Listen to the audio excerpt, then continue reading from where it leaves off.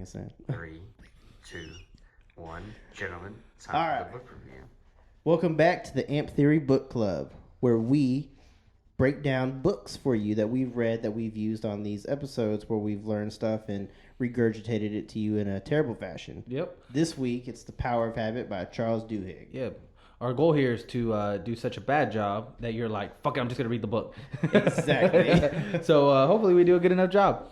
That being bad. Yeah, but it's a great book. Obviously, we're kind of a little late on the whole book review on it. It's already a bestseller. It's already a great book. But if you haven't read the book, highly recommend it. Highly. Especially, it's for everything, right? You can use things when it comes to like work. If you're wanting to use it for helping you get a promotion, or if you're managing a team, how to get better habits within your team for performance-wise.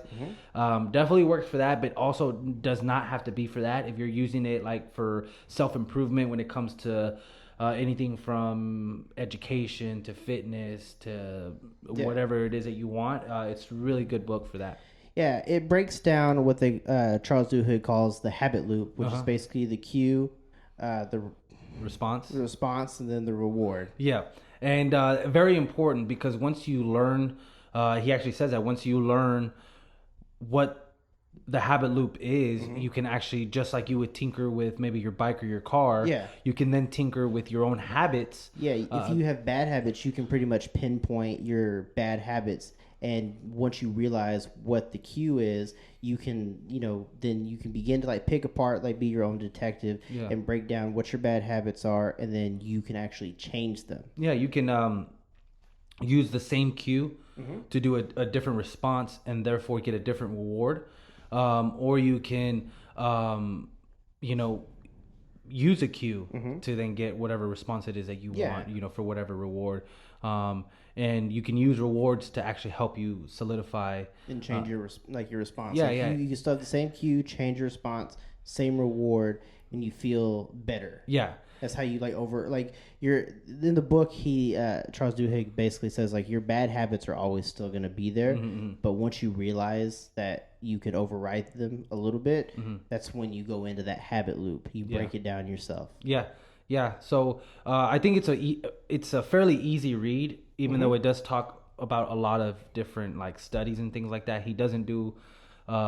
He's not like those type of authors that like make it so complex. If the two of us can get it, then you're gonna be pretty good at reading it. He basically also breaks down like everything for you through someone else's story. So it's not just cut and dry lecture. It's like, hey, there are certain people in the world who you should probably know about, who have done incredible things through the habit loop by developing good habits, overriding the bad habits as much as possible, and like changing that habit loop. Yeah, for sure. And then also they talk about like Keystone Habits. Yeah, right? like your Keystone Habits in the book. Basically, you have one habit that you can start. So say it's working out.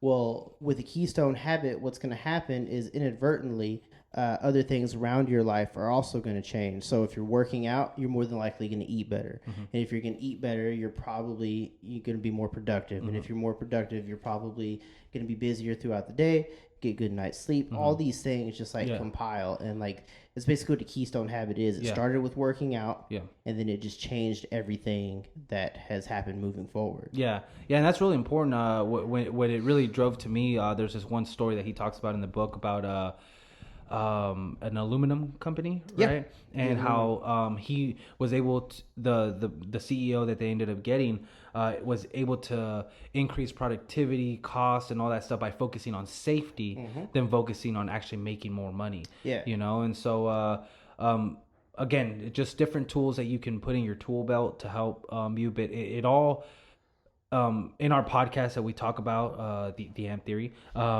we spent 2 episodes on habits, and in us really researching it, like habits is basically it. I mean, you are an accumulation of what your habits are. Your life is in where it's at, where the habit is. Pretty much every episode that we had gone through, from accountability all the way to willpower, is like formed in your habits. It's funny how much all these books that we read that we'll also cover, they there's a lot of back and forth. There's a lot of trade. Like there's so much willpower that goes into like changing a habit. Yeah. With like identifying the cues of your habit loop in order to change, the things that you need to change and get the same reward. Yeah, for sure. And another thing that I really appreciated about the book, like the first part of it, like the very first chapters, talk about. It just breaks down the habit, right, to where you understand it. And then I would say from the middle to the end of the book, it's just a whole bunch of like examples of different habits and different ways of looking at it. And one thing that I think is something that I got from the book that I wasn't expecting is he really breaks down how music, Target, like different industries use our habits like almost against us. So in the book he has a story about Hey Ya, the song from Outkast, and how basically it had no traction in the beginning, but basically what they did is they surrounded it by a hit. So you'd have a hit that you like that was very highly requested, then they would put Hey Ya, and then they would put another highly requested, and what it did is it started triggering it started associating that song with you with these hits, so that then the song became a hit. Oh wow! So like that was that, and then also it was talking about how Target had basically broken your shopping habits down to where they knew who was expecting a child before they even told anybody else. And it's all through habits. And so that was a good little thing that I felt like I got from the book. It's like, wow, like companies are exploiting your habit loops, and it's like one thing you'll learn in the book is that a habit really is when your brain is working the less. It's when it goes in autopilot. That's why it's hard to break, because you just go into it. And so these companies are using habits against you. So it's important for you to understand it, to know when you're being taken advantage of, maybe being influenced into making decisions that you wouldn't want to usually take. Yeah, that's really cool, like how it breaks it down for you so that you can actually understand the habit loop. You can develop keystone habits, and then you can kind of combat yourself like against people trying to take advantage of that, whether it be someone that or like big business, things like that.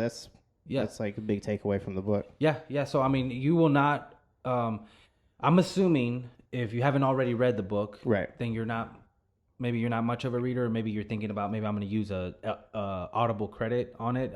I listened to it. I know you actually read the book, and that's something about our book reviews that is kind of like a trend. He tends to read them, I tend to listen to them, and I think whichever one, you're not going to regret it. It's a great read. It's definitely a good read. It's not like I said, it's not like a thesis. It's more like telling a story. It's telling multiple stories that like all like come together. Basically the habit loop, Keystone Habits, understanding your habits. It's all within the book, and it all, every story, like people are doing different things in each story that is told, but the one thing in common is they understand how habits work. They understand how that they can change bad habits. They understand that Keystone Habits can actually be one thing that will snowball into a number of other habits for positive. If you actually identify like your negative habits and you actively can change them. And that's basically it, guys. I mean, it's definitely worth the read or the listen. For sure. For sure. So we are the Amp Theory. It's me, Scott, Jonathan. We kind of keep these book reviews pretty serious, pretty fast, but if you like to have a good time, we're talking about like positive things, but then getting kind of wild. Our podcast, we try to keep things pretty light, but also give good information. So if you want to go check that out. And also you can follow us at any social media. We're on all social media, Facebook, Instagram, TikTok, YouTube, all that good stuff. All that stuff. So subscribe, leave comments if you think we're good. Tell us we're good. If you think we're bad, keep that shit to yourself.